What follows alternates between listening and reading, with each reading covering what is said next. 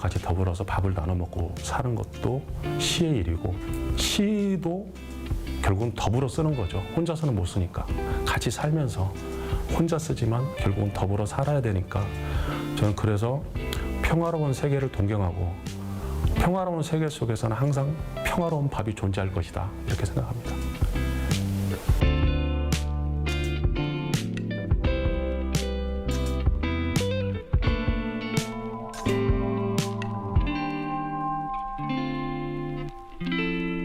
늘 불안이 와요. 그러니까 실패할까 봐. 시로서 실패할까 봐.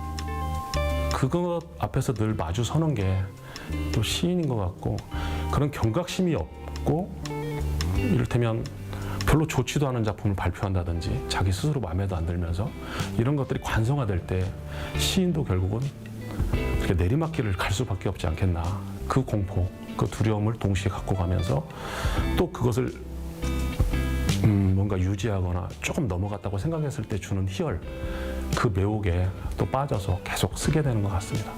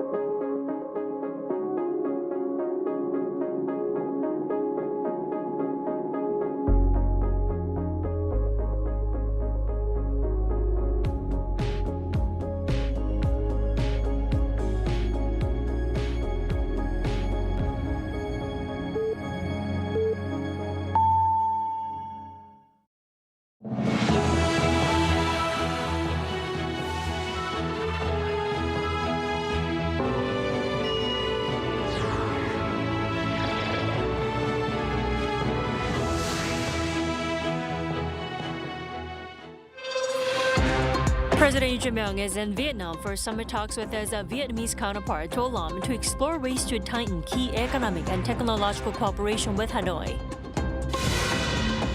U.S. President Donald Trump said he would extend the ceasefire with Iran until peace talks conclude, but Tehran has dismissed the move as meaningless. Korea's producer prices climbed at their fastest rate in nearly 4 years in March, fueled by rising petroleum and chemical costs amid higher global oil prices. We begin in Vietnam tonight, where President Lee Jae-myung is currently sitting down with the nation's top leader, To Lam, and discussing key cooperation centered on energy supply and trade. Our Blue House correspondent Yoon Jung-min follows this report from Hanoi. On his second day in Hanoi, President Lee Jae-myung was given a warm welcome by To Lam, Vietnam's top leader and General Secretary of the Communist Party. It is their second meeting in about 8 months, following To Lam's state visit to Korea last August. The summit is expected to include an exchange of documents, a joint press conference, and a state dinner. High on the agenda is cooperation in trade, nuclear energy, supply chains, and critical minerals. The two countries plan to increase bilateral trade to $150 billion a year by 2030.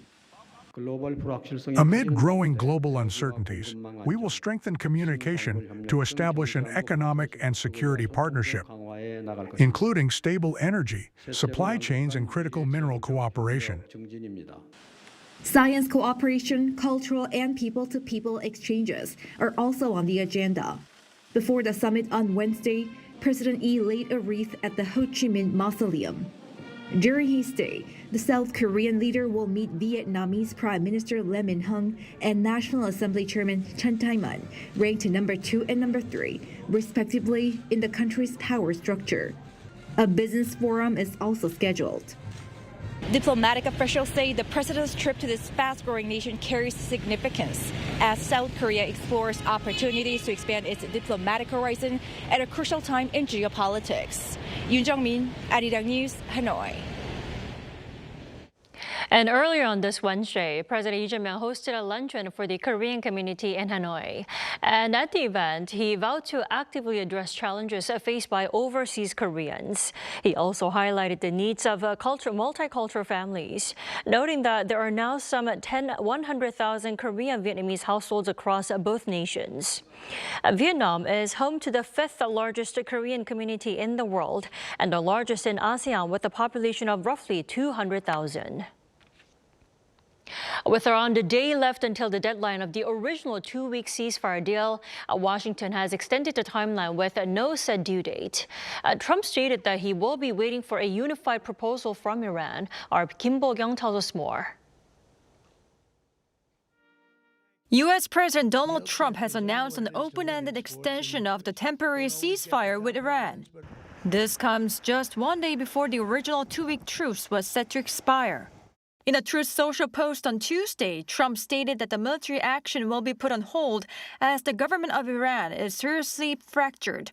But he said the U.S. blockade of Iranian ports would remain in place until Tehran presents a unified proposal within the leadership. The BBC reported that this extension could signal Trump's desire to end a war that is not only unpopular, but has roiled the global economy as well.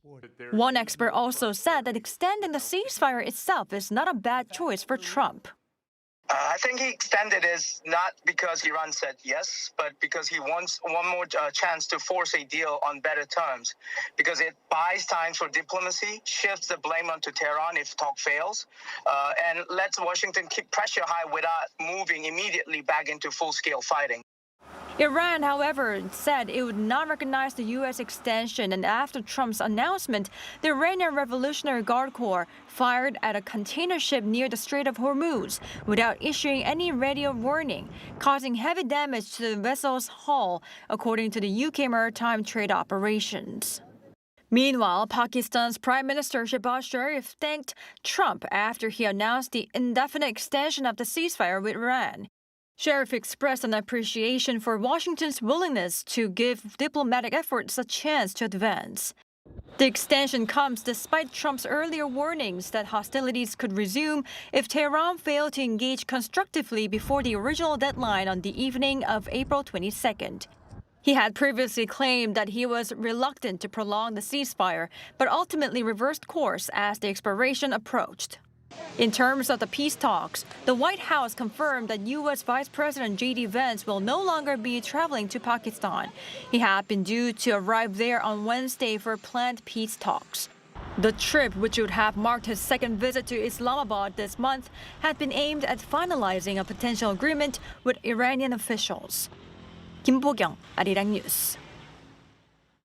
Now, Iran, for its part, has rejected President Trump's ceasefire extension, arguing that Washington has already breached the truce, prompting Tehran to reportedly opt out of further peace talks in Pakistan. Lee Soo-jin reports. Iran has decided not to participate in a second round of ceasefire and peace talks with the United States scheduled for Tuesday in Islamabad. According to Iran's semi-official Tasnim news agency on Tuesday, the decision was conveyed to Washington through mediator Pakistan, dealing a setback to ongoing diplomatic efforts. Tasnim reports that Tehran had initially agreed to negotiations under a U.S.-accepted 10-point framework following Pakistan's mediation and a U.S. request for a ceasefire. However, Iran now accuses Washington of failing to uphold its commitments almost immediately after the agreement, citing that as the primary reason for pulling out. Tasnim added that a hostile U.S. response over reopening the Strait of Hormuz further influenced Tehran's decision. The agency said Iran now sees continued negotiations as futile, with little prospect of reaching a meaningful agreement under current conditions. Iran is also questioning the intent behind U.S. President Donald Trump's latest announcement of a ceasefire extension, warning it could respond militarily if Washington maintains its naval blockade. State media reports Tehran will not recognize the extension and will act based on its national interests. Officials warn that as long as a blockade remains in place, Iran will not reopen the Strait of Hormuz and could use force if necessary to break it. Meanwhile, Iran is taking the dispute to the international stage. The Iranian mission to the United Nations has sent a letter calling on the UN and the Security Council to issue what it described as a firm and unequivocal condemnation of the U.S. decision to attack and seize an Iranian-flagged cargo ship. In a statement posted on X, the mission said the incident constitutes a grave breach of international law, a clear violation of the ceasefire, and an act of aggression bearing what it called the hallmarks of piracy. It warned that such actions endanger international navigation and undermine maritime safety and security. 이수진, Arirang News. South Koreans saw producer prices post their steepest monthly increase in nearly 4 years, fueled by surging energy costs due to the Middle East conflict. Park Junan has this report.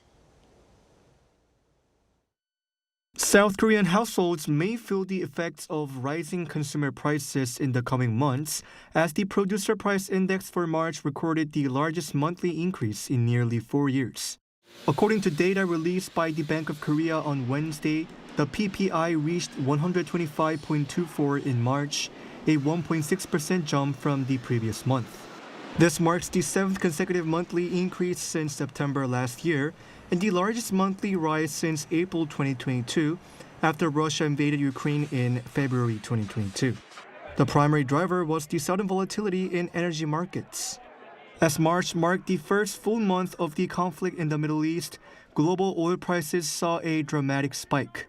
This led to a 31.9% surge in coal and petroleum products, the highest increase in the sector since the 1997 Asian financial crisis.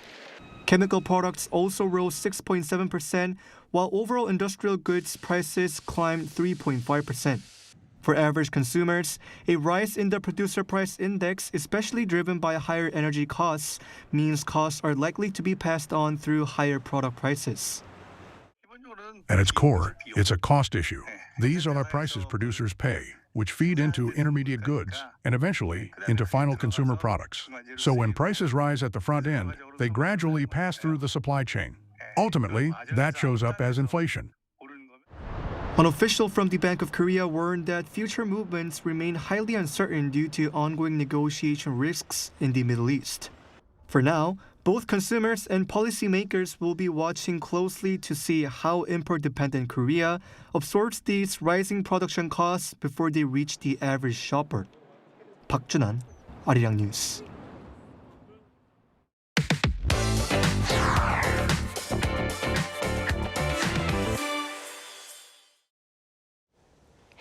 President Lee Jae-myung's diplomacy in India and Vietnam this week is a major push towards engaging key global South countries. We bring in our foreign affairs correspondent Oh Soo-young to discuss the significance of that trip.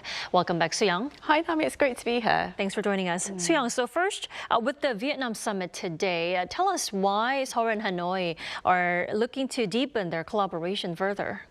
Well, first of all, Vietnam is already South Korea's third largest trading partner and its largest overseas manufacturing base, with around 10,000 South Korean firms already operating there. And Seoul now, of course, wants to upgrade that into a economic security-focused partnership, it seems. And before President Lee began his trip, National Security Advisor Wee Sung-lak said that the goal was to almost double bilateral trade from $86.7 billion recorded in 2024 towards $150 billion by 2030, while expanding cooperation in energy, supply chain stability and critical minerals, as well as infrastructure and nuclear power.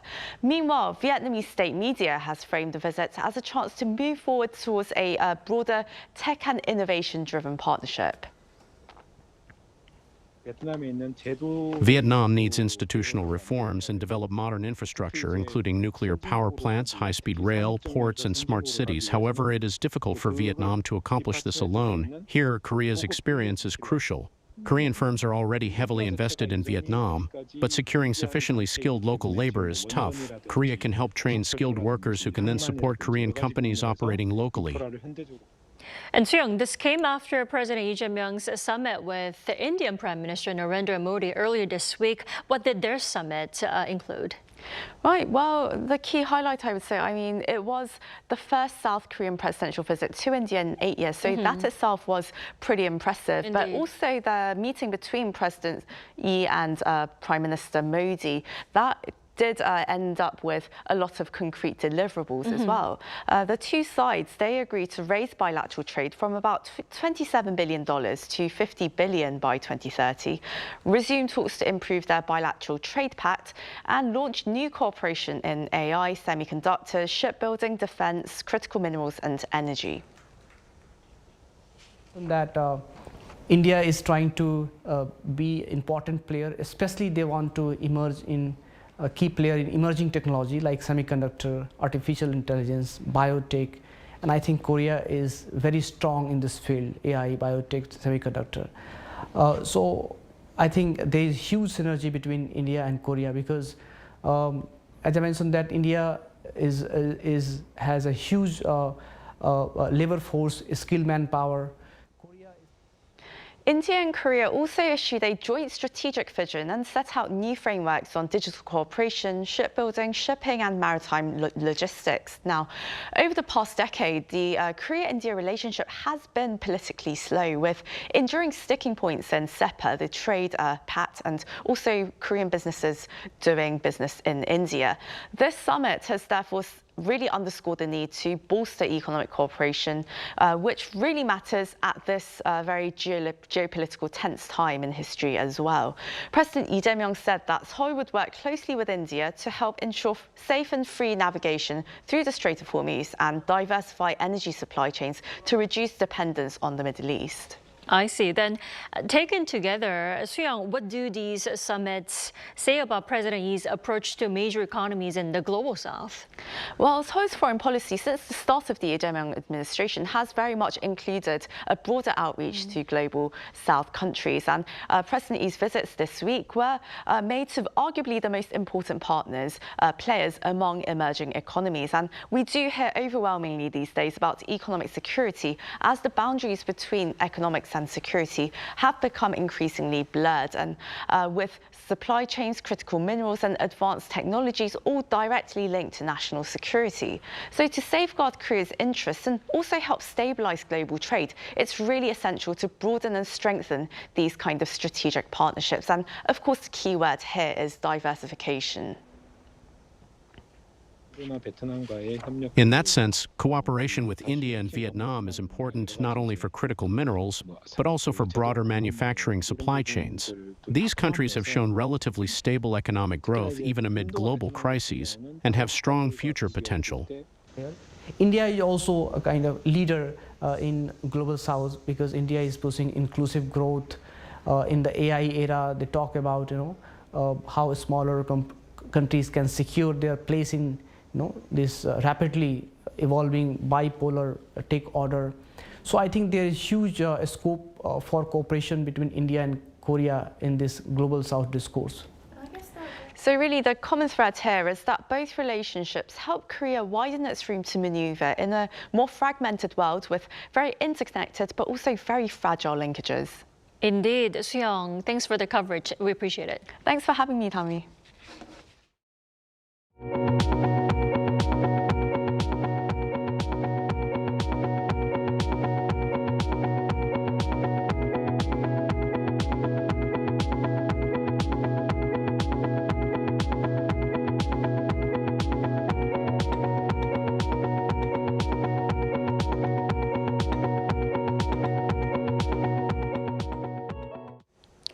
Tensions over in the Middle East appear to be having little impact on investor sentiment on the local bourse. The benchmark KOSPI soared past the 6,400 mark for the first time on Wednesday.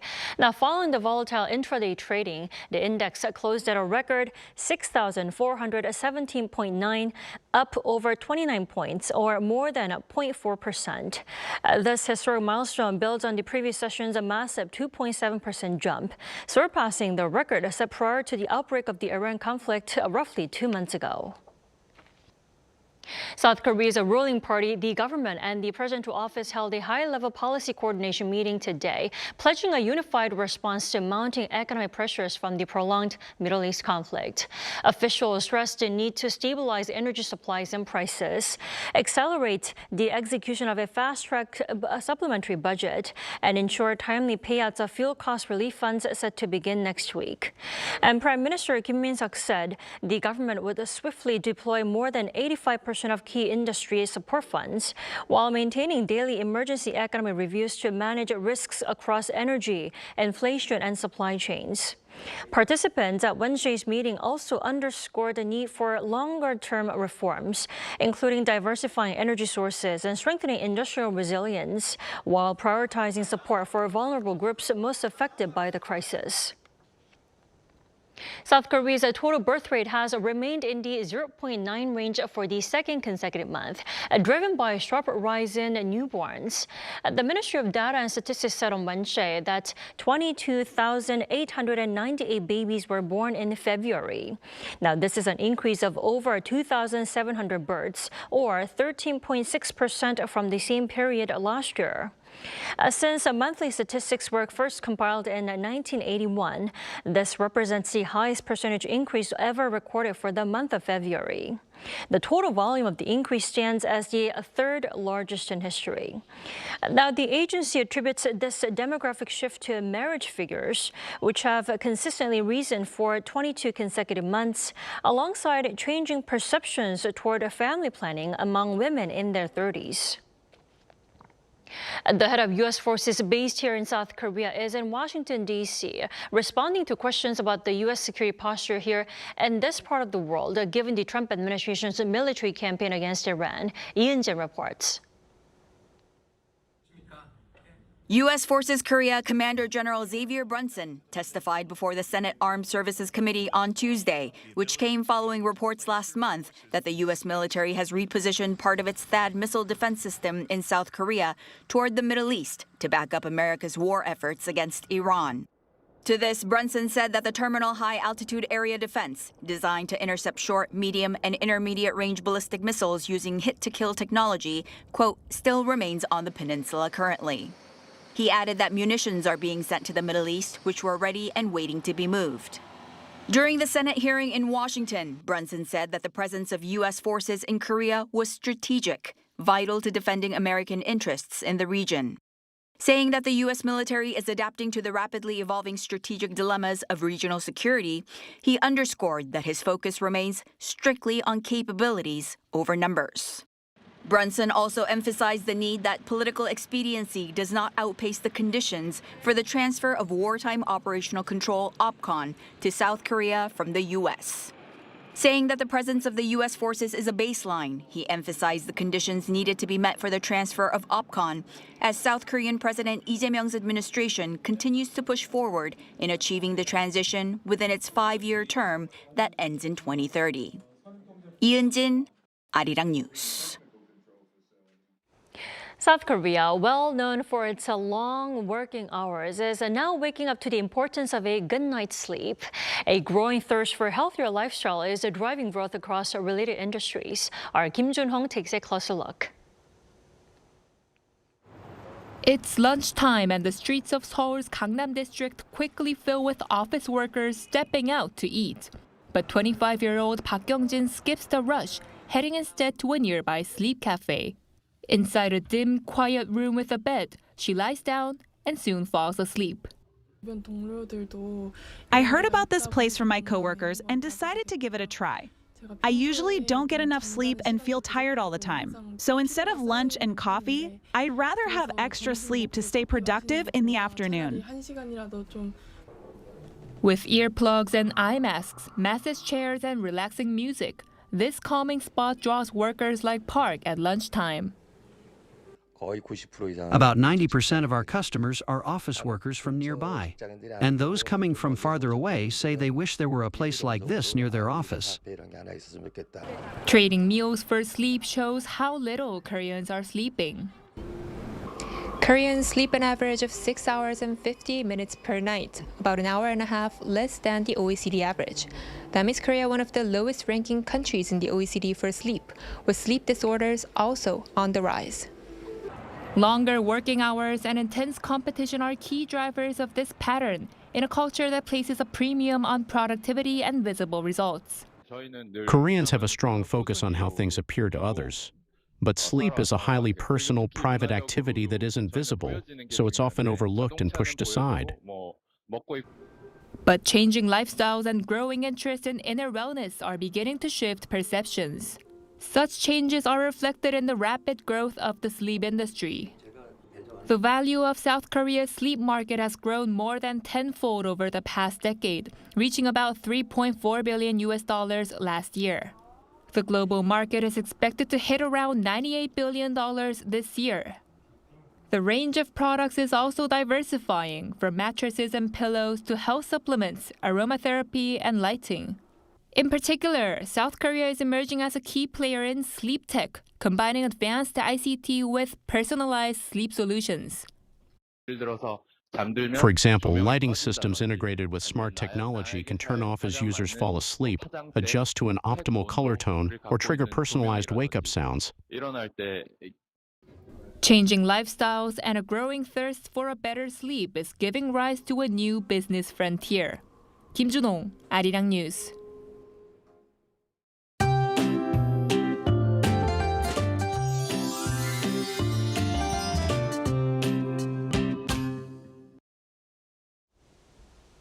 We're seeing rain in the southern regions and on Jeju Island today.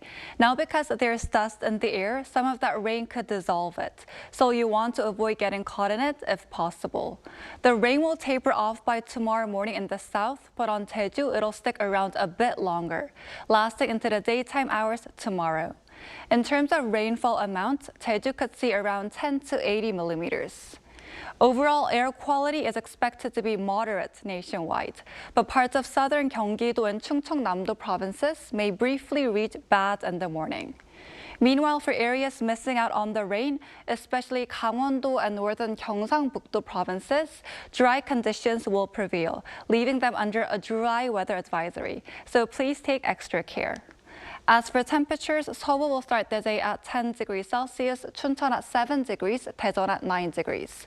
Then by the afternoon, Seoul will get up to 22 degrees, Daegu at 20 degrees, Busan at 18 degrees.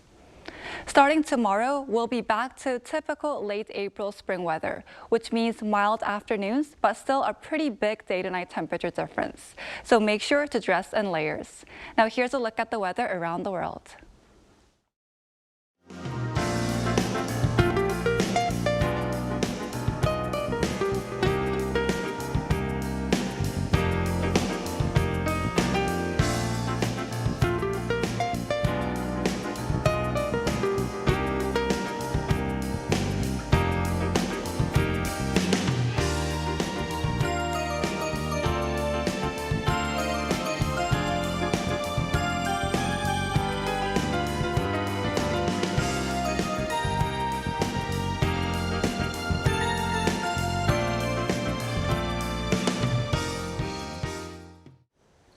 That is all we have for tonight. I'm Kim Dami. From all of us here at Arirang, thanks for watching and good night.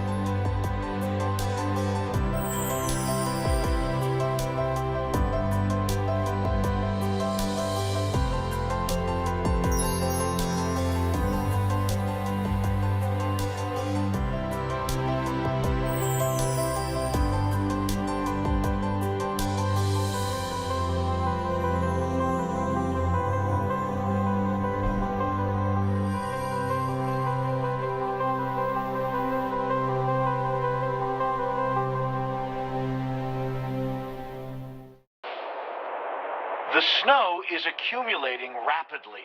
Temperatures are dropping fast, so stay safe out there. Look behind me.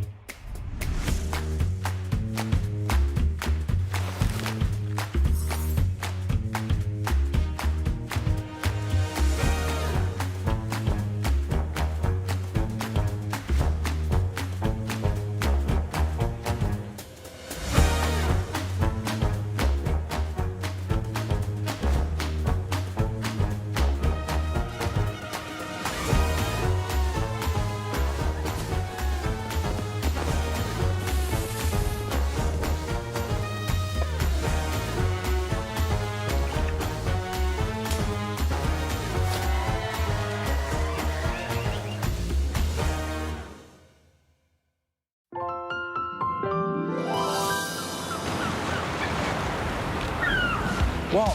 Oh, this is a bidding. 에너지 들어가 있어요. 우와. 맛봐도 돼요? 네. 와우.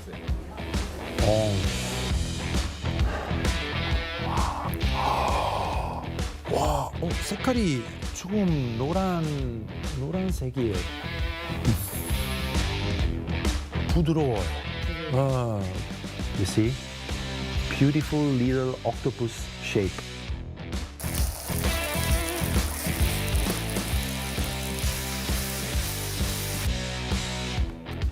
Yes. Perfect. 네.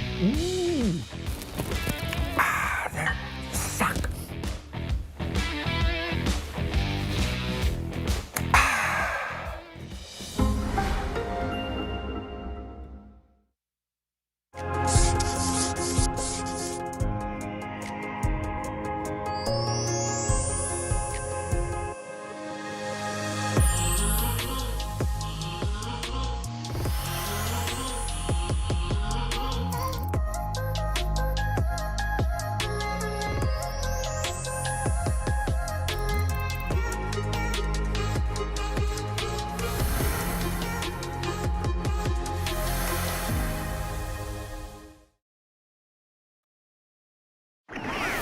Knock, knock. The magical door to the world of K-animation is swinging wide open. Meet your instant new BFF, the adorable Catch. Tina Ping will have you hooked from the very first glance. Need a hand? Our Robocar Poli Rescue team is always zooming in to save the day. How about tagging along on Pinkfong and Pal's super exciting quest to reclaim their lost magic? With the mysterious life forms Cabion by your side, you can become a Cabion master and save humanity like a total hero. Protecting children's innocence while igniting their boundless imaginations. That's the magic of Korean animation. K-animation, the ultimate bestie for kids worldwide.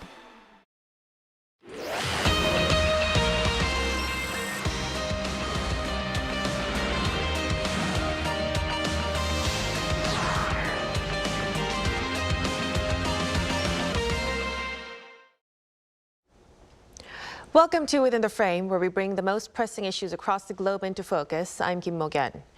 South Korean President Lee Jae-myung is in Vietnam on a state visit, emphasizing what he calls the special relationship between the two countries. President Lee has highlighted not only expanding cooperation in strategic sectors like energy, infrastructure, and technology, but also the deep cultural and historical connections between the two countries. From shared experiences to growing people-to-people exchanges, the relationship is increasingly being described as both strategic and emotional. At the same time, another key layer is drawing attention: soft power. In Vietnam, interest in Korean culture and the Korean language continues to surge, with the Korean wave evolving beyond entertainment into a broader diplomatic asset. So how is Korea's image changing on the ground, and how can that momentum be translated into deeper, more sustainable partnership? For this, we connect to Moon Gi-hong, Assistant Professor of International and Area Studies at Pukyong National University. A big welcome, Professor Moon. Thank you for having me tonight. And also joining us online is Nguyen Thi Ha, Professor of Languages and International Studies at Vietnam National University, Hanoi. Good to see you. Hello, thanks a lot for inviting me. So let's start a discussion with Professor Moon. Beyond military and economic power, there's a growing emphasis on soft power these days. So in that context, what does the Korean wave represent, and how would you assess the current level of Korea's soft power? Well, without mentioning so much detail, well, the Korean wave is the most visible and widely discussed example of Korea's soft power today. Well, Joseph Nye, who coined the term, defines soft power as the ability to attract and persuade rather than coerce or pay. But, so the key word is, I think, attraction. When other countries are drawn to your culture, values, and narratives, you gain influence without spending military or economic capital. So by the definition, Korea has developed genuine soft power. So the scale and the spontaneity of Korean wave is the fact that it grew from commercial entertainment, not just a government public relations campaign, is actually what makes it credible. So being said that, there is also a question worth sitting with, which is how to make this influence more durable. Right now, Korea's soft power is most visible in pop culture, like K-pop, K-drama, K-beauty. And the challenge is to let the energy flow into something deeper, shared values, institutional ties, more genuine policy partnership. So one thing that becomes like clear recently is the cultural reach isn't limited to entertainment anymore. At today's Korean community luncheon in Hanoi, Kim Sang-sik, the current coach of Vietnam national football team, was actually in the room. And President Lee said it directly, football unites people with one heart. So Vietnam's 13 consecutive win in the first Southeast Asian team ever to achieve that, and reaching to FIFA top 100 for the first time, and the 2018 AFF Championship win under Park Hang-seo, which makes it soft power is now walking through sports as well, not just through streaming chart. Right, in every other industries. It really puts into perspective how soft power is shaping global influence as well. Now, building on that, President Lee Jae-myung is expected to attend a number of Korean wave-related events during this trip to Vietnam. Dr. Nguyen, just how strong is interest in Korean culture and the Korean language in Vietnam right now, and how influential has it become? Oh, well, since 1997, when the drama First Love was broadcast on Vietnamese television, it marked the beginning of Korean drama and Hallyu entering Vietnam. And people often say that if you turn on the TV, you will always find a Korean drama. With online platforms, Vietnamese audience can access Korean content almost at the same time as audience in Korea. So on the other hand, interest in Korean language has grown significantly. Currently, there are more than 60 universities in Vietnam offering Korean language or Korean studies programs with around 50,000 learners in total, and more than half of them are full-time students. I can say Vietnam has one of the largest Korean language education systems in Asia. One more thing is now Hallyu has become part of everyday life in Vietnam. K-food, K-beauty, fashion are more than just popular. They are part of daily life. Kimchi, for example, is now a family side dish in many tables. I would say that the influence of Hallyu in Vietnam today is both strong and deeply rooted in many aspects of life. Wow, it's quite interesting to hear that many of the Vietnamese people are enjoying South Korea's traditional kimchi dish as well. Now, when we take that to further, Dr. Nguyen, what do you think really explains this broad and sustained popularity of the Korean wave in Vietnam? Well, I think there are several key reasons combining economic, cultural, and political factors. Today, Korea is the largest investor and also strategic trade partner, Vietnam, there are about 10,000 Korean companies in the country. Then there's a strong sense of cultural familiarity. Korean content emphasizes values like family, education, social relationships, which are very close to Vietnamese values, making it easy for audience to relate. The quality of K content is very high. All are well produced and continuously innovative that have sustaining long-term interest. Another important reason is that Hallyu has been supported by a strategic approach from both the government and industry. For example, chaebols like LG has sponsored a large number of Korean dramas to broadcast in Vietnam during many first years, helping build a positive national image about Korea. Finally, Vietnamese audience are highly active. Fans participate through communities, creating content, organizing social activities, and so on. So I can say that Hallyu success comes from a combination of strong push factors from Korea and equally important pull factors within Vietnam.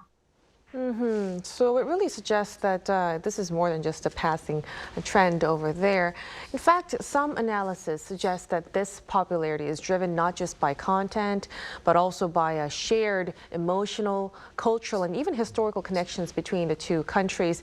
Professor Moon, what is your view on that? Well, yes, as you mentioned, I think that's exactly right. First of all, I think the two countries share similar cultural foundation, which matters enormously. So Korea and Vietnam and Korea share a Confucian cultural heritage with the emphasis on family bonds, respect for elders, the value placed on education and collective identity. Well, these are not just abstract similarity, but they created a sense of recognition when Vietnamese audiences watch Korean dramas. So the emotional logic of the stories, filial duty, sacrifice, social aspiration, well, that's the familiar than the foreign. So that's a real advantage of Korea. Korean content has in Vietnam, or something it simply does not have in Western market, I reckon. So President Lee in the luncheon mentioned that the Vietnamese folktale called To Lam, which is remarkably similar to Korea's own Kongji Pachi.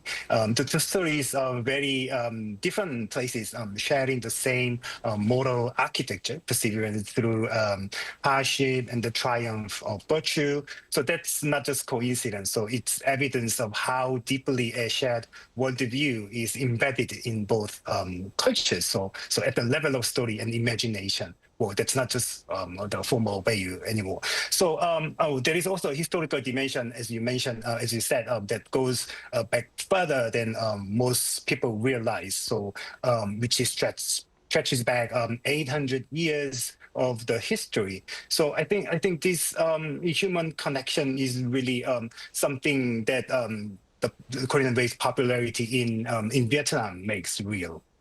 So it's really not just content, but deeper connections at play here. Now, in the past, Korea was often seen in Vietnam mainly through the lens of economic development and business. Dr. Nguyen, since the rise of the Korean Wave, how has that perception changed within the Vietnamese society? Korea is a role model of economic development with the well-known Hanoi miracle.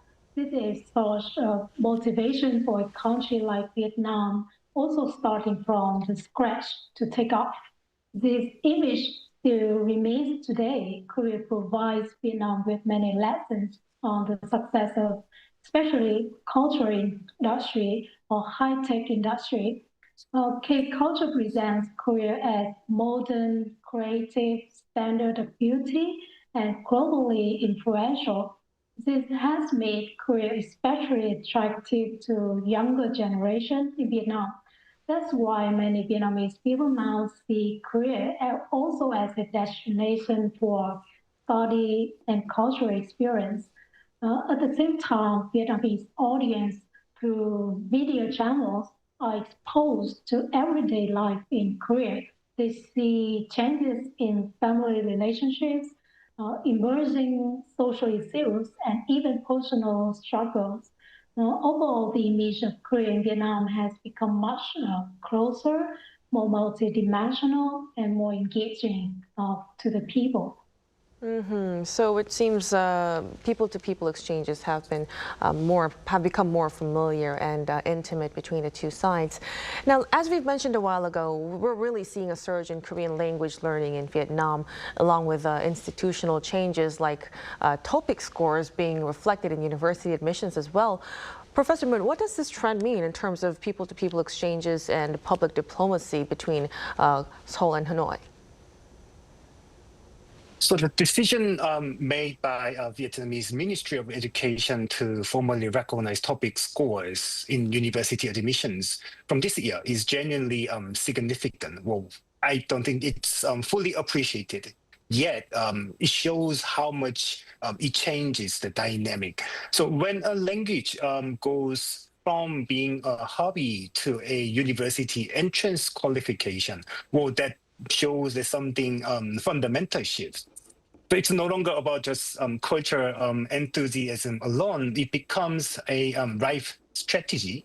Probably Vietnamese students, or maybe I don't know, their parents are now doing some sort of calculations, because current language proficiency opens doors to Korean companies in Vietnam, and to study opportunity in South Korea, and to career path that didn't exist a generation ago. So I even heard like people joking that Korean does more for resume than English these days. So the public diplomacy implications here are really, I think, significant. So, for example, like government cultural programs like Kim Se-jong Institute, Public Center, and exchange scholarship are important. So I think the next generation is already like stepping up. We heard today that 40% of elementary students at the Hanoi Korean International School are second generation of Korea Vietnam children. Some of them are actually supported interpretation for this state visit.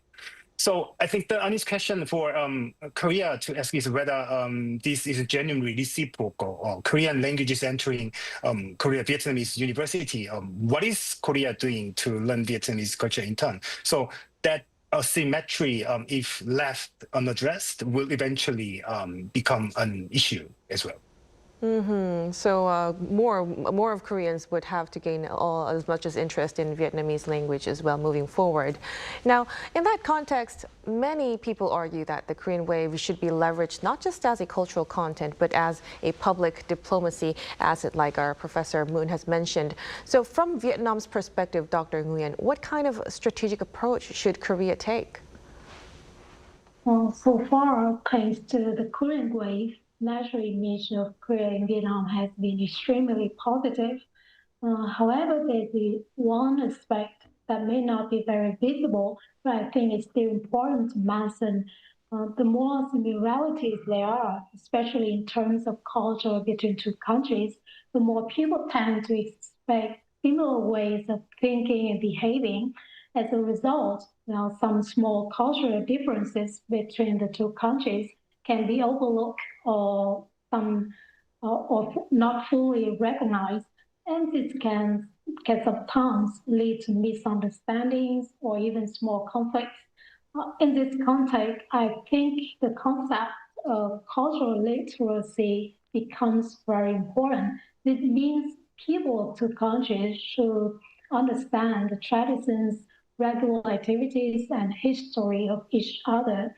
In a country like Vietnam, where national identity and cultural pride are quite strong, understanding local cultural meanings is essential. Also, public diplomacy is not carried out by governments alone. Artists and companies are actually key actors in this process. For example, when organizing concerts or events, working with local experts or cultural advisors can ensure a much more careful and appropriate approach. So I think the key is to move from cultural export to cultural understanding and two-way partnership. Cultural understanding, that would be very important in this context. But speaking of reciprocity a while ago, Professor Dr. Nguyen, for cultural exchanges to be truly mutual, what kind of Vietnamese culture or content do you think deserve greater exposure here in South Korea? Well, I would say there are quite a lot. I believe Vietnam has a rich and diverse cultural heritage that deserves to be introduced more widely. First, traditional culture is key strength. With a history of over 500 years and 54 ethnic groups, Vietnam offers a wide range of unique cultural presence, from music, performing arts to festivals. However, when it comes to purely traditional culture, I think there is still a certain gap in making it more accessible and relatable to a broader audience.